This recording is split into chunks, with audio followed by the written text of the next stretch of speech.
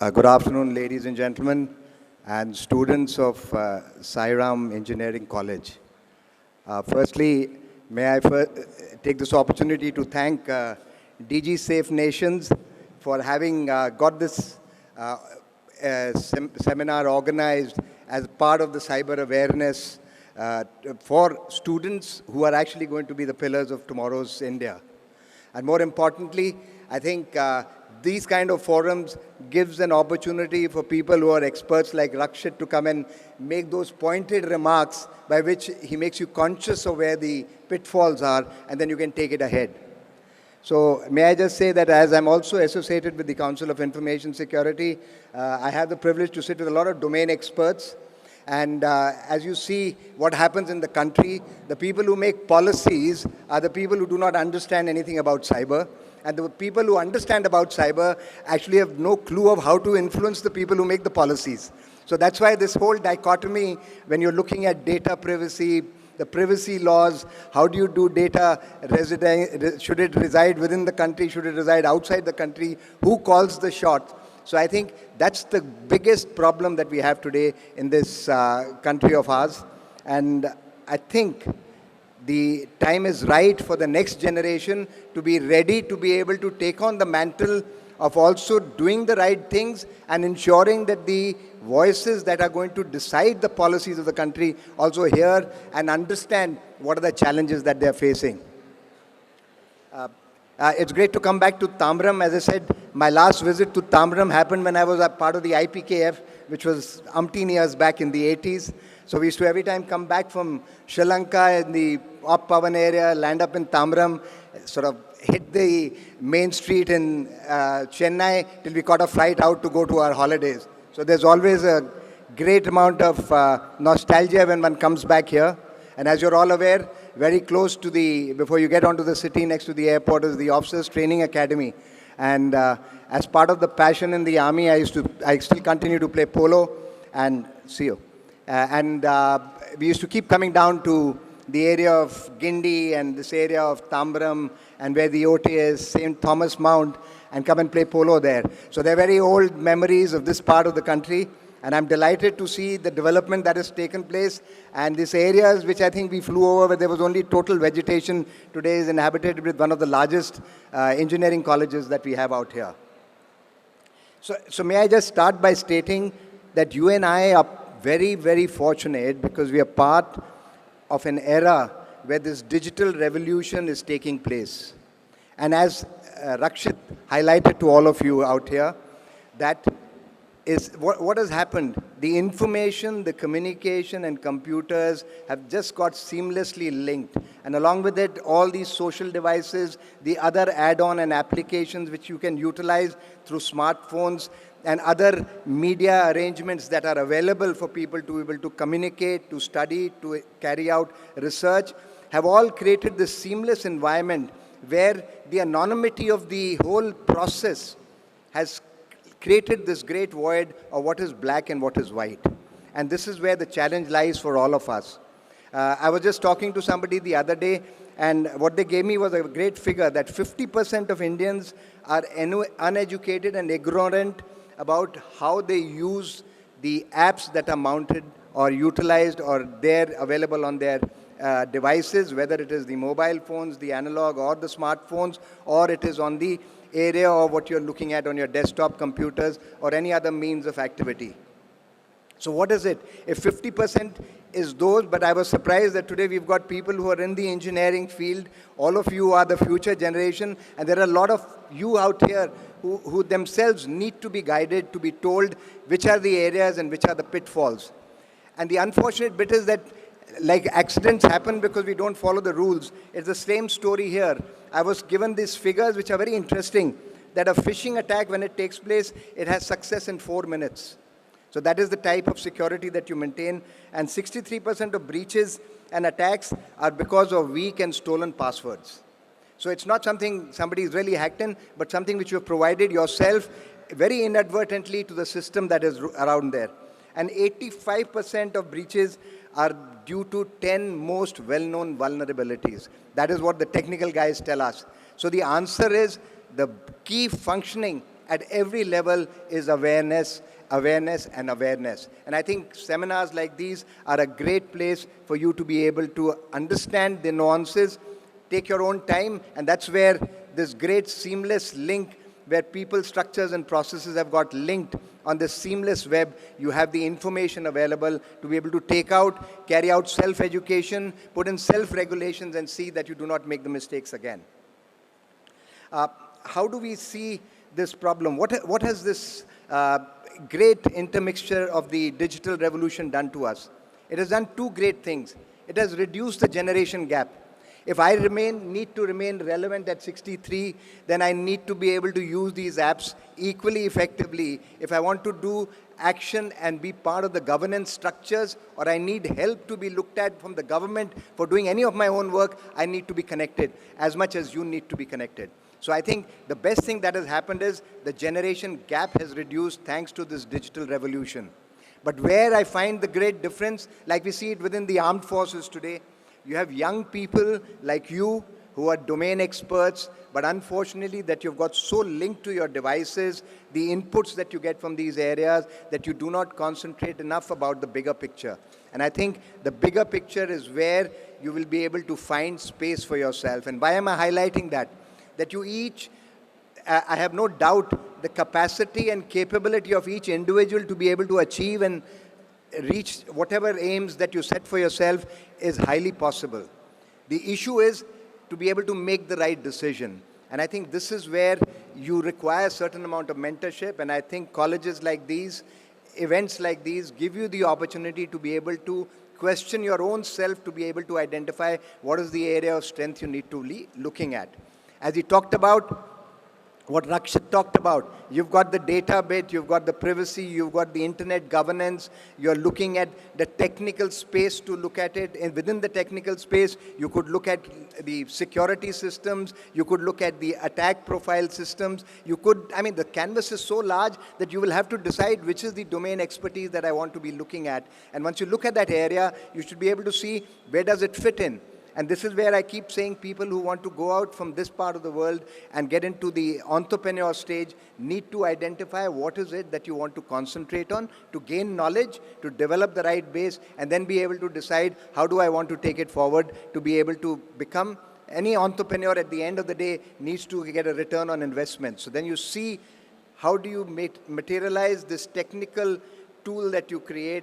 How do you scale it out, and how do you see its relevance in the overall picture? And this is where I think all these institutions and these kind of events help you to be able to pinpoint yourself. When I look at issues, whether I see it in the world of governance, whether it's e-Kranti or e-governance that is happening out, whether it is in the system of manufacturing sectors, where you've got the information technology, your operational technology, the computer, as they say, the consumer technology, all linked up. Like he talked about these platforms on which you're carrying out e-commerce. All these have got so linked up today that they also have created very efficient and productive methodologies of functioning. But also, it has created certain amount of vulnerabilities which can be exploited. So whether you've got a power system where you've got these various SCADAs that come up, where they do all this, I would say, an automated system of utilization of putting power in the areas where you require, all these great systems can be hacked to be utilized to carry out certain amount of, I would say, coercive activities and actions. So this would be in the field of your privacy, your personal data is what Rakshit highlighted. When you look at the way your daily life is linked to the automated systems, with the coming in of the cloud, with the coming in of AI, machine learning, the IoTs, you are creating greater sensitivities for yourself. And those which are there in governmental structures and issues which look at the public goods, whether it's waterworks, whether it's the electronic or the power systems, then you're creating vulnerabilities which can be exploited by the enemy. And today, I think none of us really need to be told about it. When you looked around, we had the last presidential election in the US, and there is such a hype about Trump and the Russians having come to, that there has been certain amount of influence that has happened by the Russians to ensure that Trump was a winner and Hillary did not win. So, I mean, how far it's true, but the issue is that if there is a little bit of a smoke, then there was a reason for some kind of a ignition that must have happened. So the capacities to be able to mold public opinion, change opinions in neighboring states, achieve aims, political and economic aims without having to go through the physical contact of military conflict is an area which has all been created thanks to the vulnerabilities of this digital space. And I think when I look at it, this is where you all can come in. Whether you come into cyber defense, you look at cyber offense, you look at the capacity to be an ethical hacker as what was highlighted, you all have a place and space in this overall spectrum of cyber world. And the good part about it is though a lot hasn't been done still in India, I mean, we are still looking at the privacy laws, we are still looking at data localization, we have the GDPR rules which are there in the European Union, you have looked at privacy and a certain amount of localization which some of the Western countries have done. China has created a totally, I would say, a parallel ecosystem when he talks about functioning in the World Wide Web. He has his own secure areas, he has his own apps, which he talked about, that where you can carry out, whether you want a WhatsApp, you've got the WeChats, you have all these parallel spaces which are working there. So the issue that remains is that for all of you, as the governmental structures look at reforming, looking at security of your dimension, there will be place and space for all of you. And that is how you have to be able to identify what is your core competency, where do you want to go ahead from there.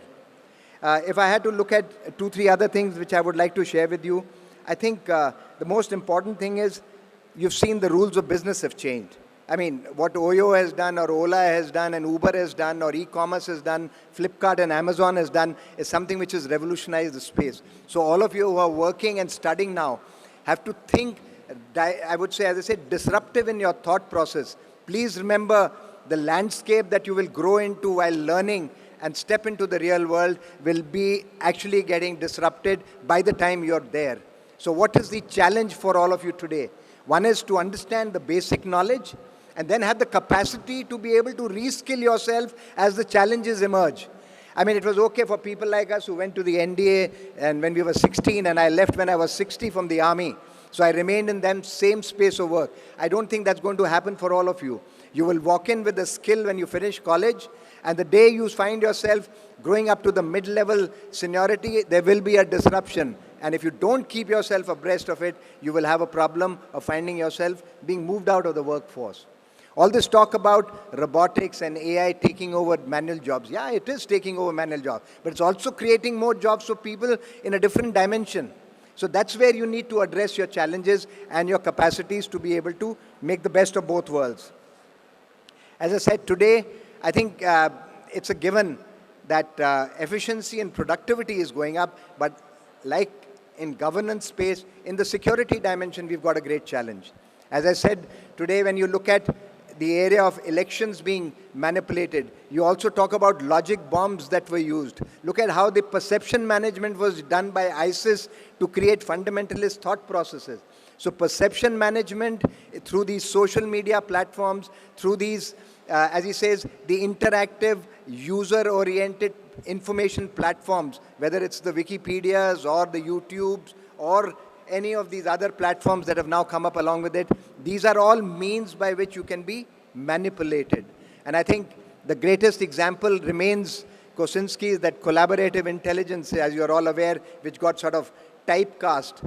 And as they say in America, before the elections of Trump, these collaborative intelligence, this company which really worked out, so this, the people who worked with the help of Kosinski had created specific pop-ups in Facebook for every individual so that it suited his mental psyche, which he had been able to make out from the data that he was seeing, the sites that you were visiting, and the kind of, I would say, the chats that you were having with people. So I think there is a great challenge for all of you today to be able to be conscious that there is manipulation that is happening. So whether it's in the media, whether it's in the psychological dimension, whether it is in the information dimension, whether it is fake news, as we see on WhatsApp, which comes up about what is happening in Kashmir today, or what is happening along the border. There are at least about 14 WhatsApp messages centers across the border in Pakistan. And similarly in China, where they have it in mainstream, where they send you information which looks absolutely authentic. So I think you and I, how do you become, which Rakshit told, you have to become, as they say, cyber-aware citizens of the country. Only forward what you think is correct. Do not forward and create an emotional hype to create that fervor in people's mind that this is the right thing, and then sort of create an emotional, I would say, an escalation of the crisis which can be controlled. So I think today, if I have to say, maybe I'll just end by stating a few things which are very, very important.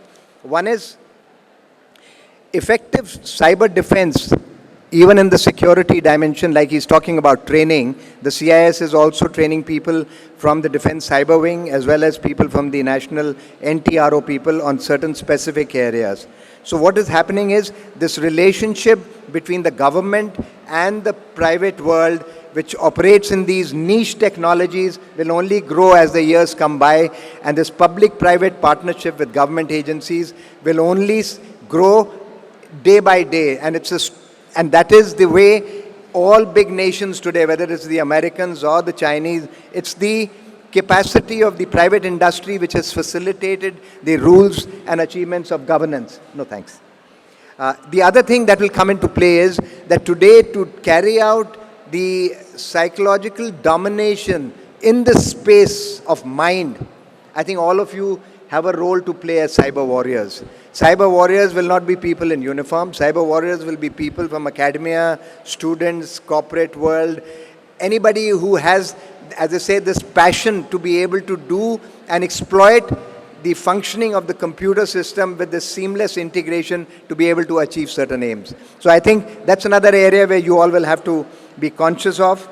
And I said, what should we really look at? I think for all of us here, the government will be has to look after the rules and regulations to protect the private citizens. But I think more importantly, all of you need to ensure that the cyber hygiene, the cyber principles of do's and don'ts that are laid down are followed in the true letter and spirit that they have laid out. That will ensure that you create a great cyber secure environment for yourself to function in.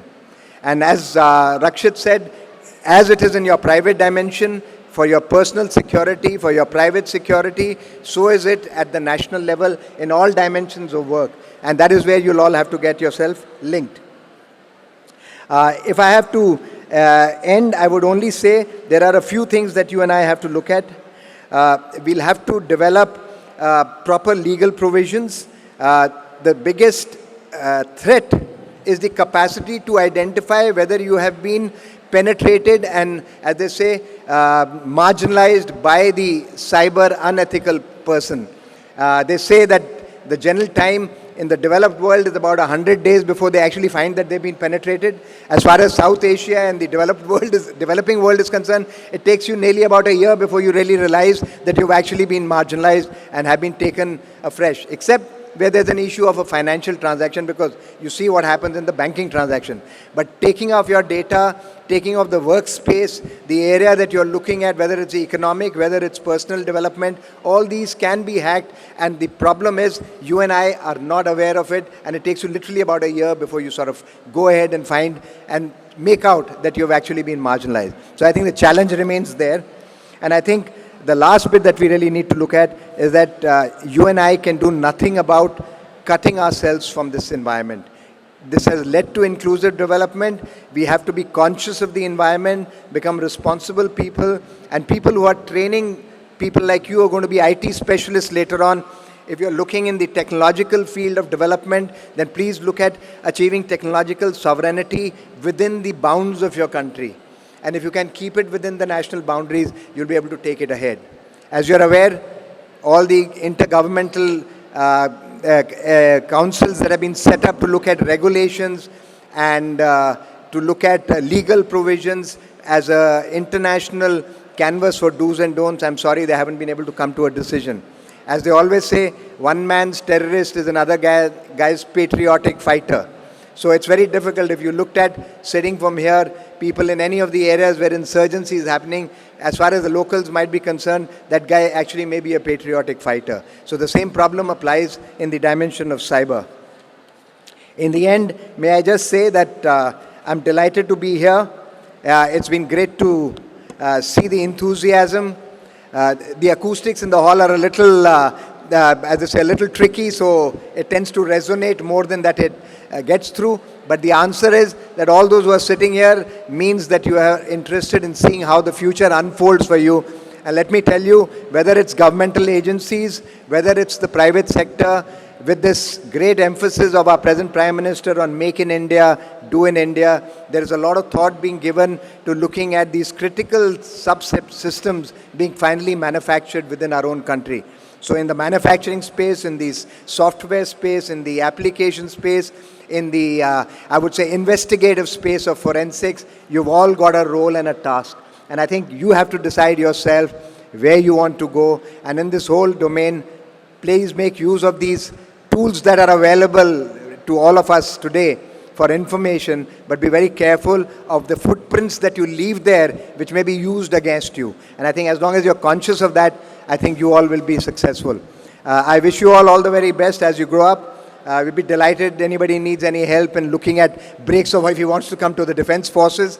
We do have our own set of specialists, but there is always scope. Now that we have opened up with the Defense Cyber Wing, and we've also got the National Technical Research Organization looking at interfacing with the private world and the corporate world to try and look at a meaningful partnership. So I think that's the space for all of you. Wish you all the best. There are great experts who are going to come and speak to you. Please ask them questions that will take you into the right place and space for yourselves. God bless you all. Thank you. Jai Hind.